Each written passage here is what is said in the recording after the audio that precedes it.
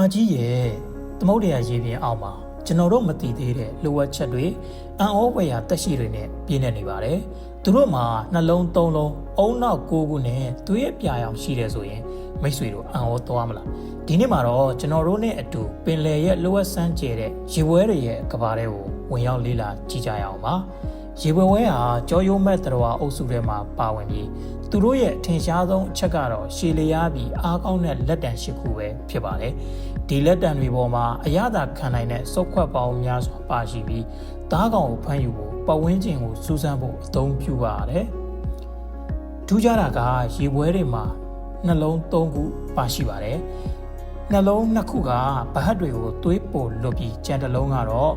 ခန္ဓာကိုယ်တစ်ခုလုံးကိုသွေးလက်ပတ်စေပါတယ်။သူတို့ရဲ့သွေးမှာဟီမိုကလိုဖင်အစားဟီမိုဆိုင်းလို့ခေါ်တဲ့ကောပါဓာတ်ပါတဲ့ပရိုတင်းဓာတ်ပါဝင်တာကြောင့်သွေးအယောင်ဟာအပြာရောင်ဖြစ်နေတာပါ။ဒါဟာကျွန်တော်တို့အောက်ဆီဂျင်နည်းတဲ့ပင်လယ်ရေအေးထဲမှာအသက်ရှင်နိုင်အောင်ကူညီပေးပါတယ်။သူတို့မှာအယိုးလုံးဝမရှိတဲ့အလွန်သေးငယ်တဲ့အပေါက်လေးတွေကနေလွယ်ကူ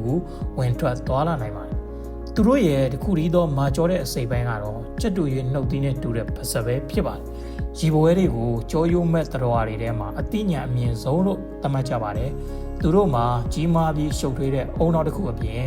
လက်တံတစ်ခုစီမှာလည်းအာယုံကြောဆဲတွေနဲ့ဖွဲ့စည်းထားတဲ့အုံနောက်ငယ်တစ်ခုစီရှိနေသလိုပါပဲ။ဒါကြောင့်လက်တံတွေဟာအုံနောက်ရဲ့ဓာတ်ရိုက်ထိန်းချုပ်မှုမပါပဲ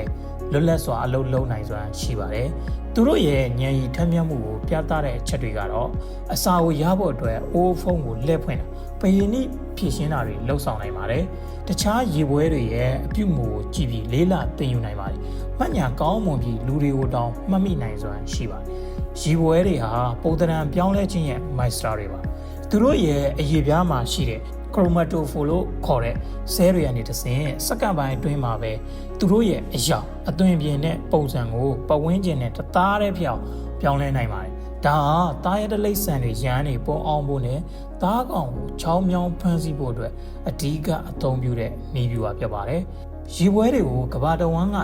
ပင်လယ်သမုဒ္ဒရာတွေမှာတွေ့နိုင်ပါတယ်။အထူးသဖြင့်တန်တာကြောက်တန်းတွေပင်လယ်ကျမ်းပြင်တွေနဲ့ကြောက်ဆောင်တွေကြားမှာနေထိုင်လေးရှိပါတယ်။သူတို့ဟာအသားစားသတ္တဝါတွေဖြစ်ပြီးအဓိကအပြင်ကနန်ပစုံခရုနဲ့ငါးလေးတွေကိုစားတော့ကြပါတယ်။သူတို့ရဲ့မာကျောတဲ့နှုတ်သီးကိုသုံးပြီးသားကောင်ရဲ့အခွန်မာတွေကိုချိုးဖျက်စားတော့နိုင်ပါတယ်။ရေပွဲတွေရဲ့တက်တန်းကအလွန်တိုတောင်းပါတယ်။မျိုးစိတ်အများသူဟာတစ်နှစ်ကနေ2နှစ်လောက်ထိအသက်ရှင်ကြပါတယ်။အထူးသဖြင့်ရေပွဲအမတွေဟာဥပြီးမကြခင်မှာပဲသေဆုံးသွားလေးရှိပါတယ်။ဒီနေ့မှာတော့ကျွန်တော်တို့ဟာပင်လယ်သမုဒ္ဒရာရဲ့အံ့ဩဖွယ်ရာတရားတစ်မျိုးဖြစ်တဲ့ရေပွဲတွေရဲ့ထူးခြားဆန်းပြတဲ့ဘဝအကြောင်းကိုလေ့လာခဲ့ကြပြီးဖြစ်ပါတယ်။သူတို့ရဲ့မြင်မာတဲ့အသိဉာဏ်အမခန်းဖွယ်ပုံသဏ္ဍာန်ပြောင်းလဲနိုင်စွမ်းနဲ့